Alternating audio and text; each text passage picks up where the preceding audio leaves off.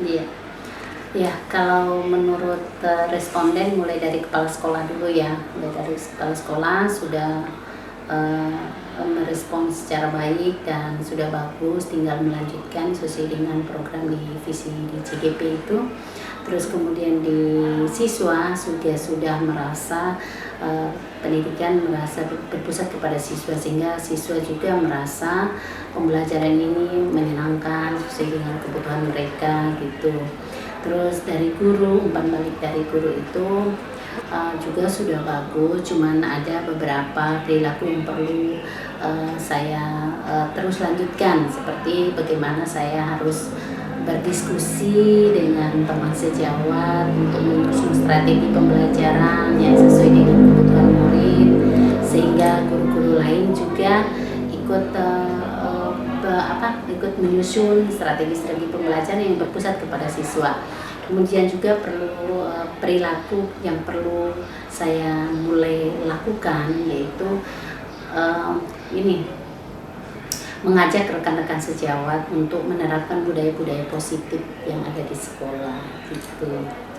Ya, saya harus terus melakukan apa yang menjadi dukungan dan respon positif dari kepala sekolah, guru, dan murid saya. Itu saya selalu konsisten dengan itu dan melanjutkan mengamini respon-respon positif maupun umpan balik dari teman-teman rekan sejawat itu.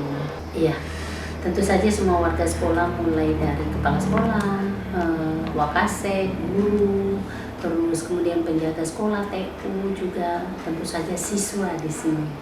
Iya, saya sudah mempelajari tentang pembelajaran sosial emosional di modul 2.2 ya, tentang bagaimana kita memanajemen emosi kita dalam pembelajaran maupun dalam bersosialisasi di sekolah bersama rekan sejawat, bersama tentu saja ini semata-mata untuk menerapkan pembelajaran yang berpusat kepada siswa, sehingga kita bisa mengontrol emosional kita.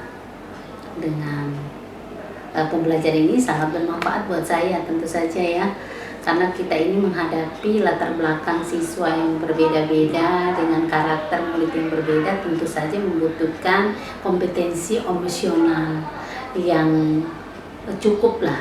Dan di calon guru, di guru penggerak ini, materi ini saya sangat beruntung gitu mendapatkan materi ini untuk menyempurnakan kompetensi saya di sosial emosional ya. Jadi ide implementasi pembelajaran sosial emosional ini untuk murid, tentu saja saya mulai dari kesadaran diri, yaitu saya memberikan minta murid untuk berhenti melakukan. Jadi murid itu perlu fokus dalam belajar di pagi hari itu dengan kesadaran penuh gitu, bernapas dengan kesadaran penuh seperti itu. Itu yang saya sudah rencanakan. Kemudian manajemen diri itu anak-anak ikut organisasi, terutama dalam organisasi ini saya sudah menerapkan jauh sebelumnya, karena saya ini juga kan kebetulan adalah pembina OSIS, jadi anak-anak saya ajak untuk berorganisasi ini untuk manajemen diri. Jadi kesadaran sosialnya itu tadi saya menerapkan 5S, penerapan 5S itu dulu. Kesadaran untuk mampu menumbuhkan kemampuan hubungan sosial dengan warga sekolah, ya, dengan memperbaiki karakter murid, menyambut murid di depan pintu gerbang, terus kemudian anak-anak itu di dalam ketemu teman, ketemu guru itu langsung menyapa, salam gitu, salim gitu. Terus juga di kesadaran sosial ini saya juga harus menerapkan, sudah menyusun rencana pembelajaran yang kooperatif, pembelajaran yang selalu utamakan kerjasama. Nah, terus juga saya infak day untuk kesadaran juga, ini merupakan kesadaran sosial juga. Infak day hari Jumat, jadi anak-anak itu pada saat hari Jumat ya infak itu langsung juga keliling infak day. Ya, infak day ini menumbuhkan sikap peduli terhadap sesama. Jadi siswa mengumpulkan infak seikhlasnya, ya memang 1 minggu sekali menyisihkan uang belanja dari orang tua. Terus keterampilan relasi. keterampilan relasi ini juga keterampilan bekerja sama dalam pembelajaran. Jadi keterampilan relasi itu menumbuhkan keterampilan berelasi baik dalam kelompok maupun antar kelompok di dalam pembelajaran.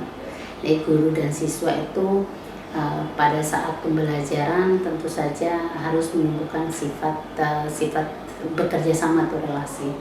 Juga ada pengambilan keputusan yang bertanggung jawab. Jadi ada keyakinan kelas. Ini berkaitan dengan pengambilan keputusan yang bertanggung jawab. Jadi mereka sudah membuat sebuah keyakinan, kesepakatan, jadi suatu keyakinan. Kemudian jadi menumbuhkan rasa tanggung jawab dalam mengambil keputusan, serta siswa itu mampu bertanggung jawab terhadap setiap konsekuensi yang dari sebuah pilihan itu yang saya.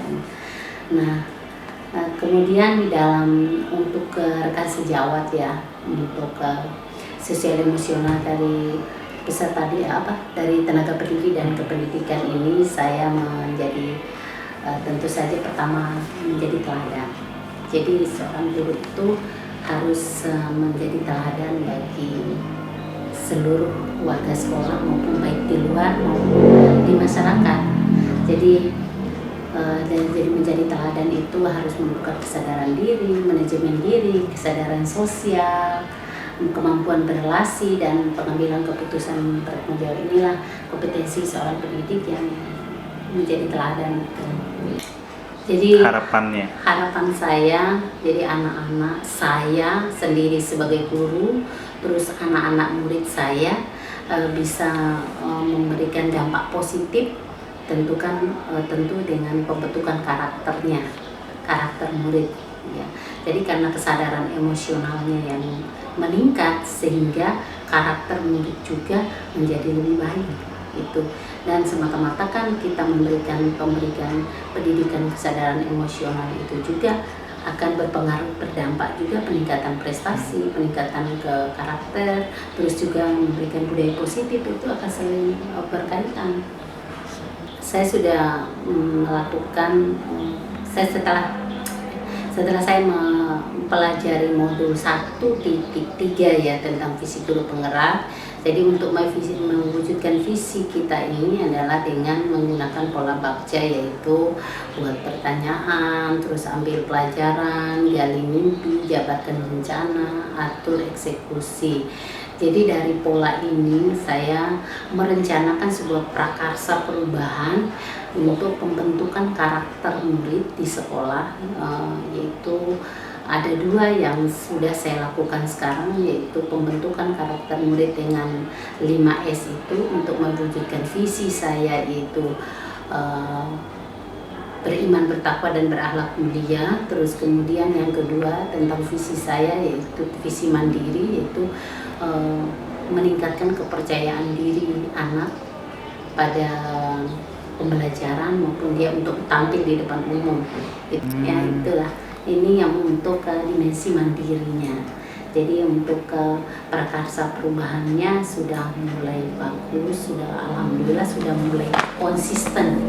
Sudah sangat sesuai dengan visi yang dirancang kemarin. Jadi saya juga sangat bahagia melihat anak-anak saya itu berkembangnya seperti itu, dan teman-teman saya rekan sejawat juga udah mulai bergerak. Tidak akan indah perjalanan tanpa riak-riak kecil dan kerikil-kerikil. Iya, betul sekali. Tidak ada perjalanan yang lurus dan mulus, pasti berbelok-belok. Jadi tantangan yang saya hadapi itu ya tentu saja sedikit banyak ada. Yang pertama mungkin dari teman-teman rekan sejawat, karena untuk menerapkan perubahan ada paradigma berpikir ini ya, merubah paradigma itu memang tidak segampang membalikan telapak tangan. Jadi memang perubahan paradigma, menerapkan paradigma baru itu ya butuh tantangan, ada tantangannya. Betul. Itulah bisa diminimalisir dengan meneladani dengan penerapan tadi, dampak dari penerapan tadi itu mulai tantangan-tantangan itu mulai bergeser. Ya, perlu tentunya namanya kita menerapkan sesuatu pasti tidak ada yang sempurna ya. Jadi saya perlu memang pertama konsisten, saya harus konsisten menjadi orang yang memiliki komitmen supaya konsisten melaksanakan penerapan dengan pola kerja itu, penerapan mewujudkan visi saya. Dan saya juga harus memperbaiki tentang meningkatkan lagi hubungan dengan rekan-rekan sejawat. Mungkin yang namanya kan saya tidak bisa pokoknya kolaborasi itu penting. Iya, Jadi saya kolaborasi harus penting. meningkatkan kolaborasi dengan teman-teman. Tidak tercapai suatu visi kalau saya tidak bekerja sama dengan Iya, pihak-pihak. betul sekali. Jadi saya meningkatkan kerjasama. Oke Bunda. Ya baik Bunda, terima kasih atas waktunya yang sudah berbagi pengalaman atau kebaikan-kebaikan selama proses di LMS bersama fasilitator, kemudian berbagi praktek baik di sekolah, sehingga nantinya akan berdampak positif dan diikuti oleh semua warga sekolah, dan lebih luas lagi mungkin nanti bisa saja nanti sekolah ini akan dijadikan sebagai objek studi banding oleh sekolah-sekolah lain, Bunda, seperti itu. Jadi teruslah berikhtiar, ikhlas, semangat jadi CGP Bunda ya. Tentu saja saya sangat bersemangat karena di CGP ini ilmu-ilmunya sangat luar biasa yang tidak pernah saya dapatkan di program lain gitu. Iya betul sekali Bunda ya. Mungkin demikian Bunda ya, kita akhiri pertemuan kita pada siang hari ini, mudah-mudahan bermanfaat. Saya akhiri, Assalamualaikum warahmatullahi wabarakatuh. Waalaikumsalam warahmatullahi wabarakatuh. Terima kasih Pak atas pendampingannya.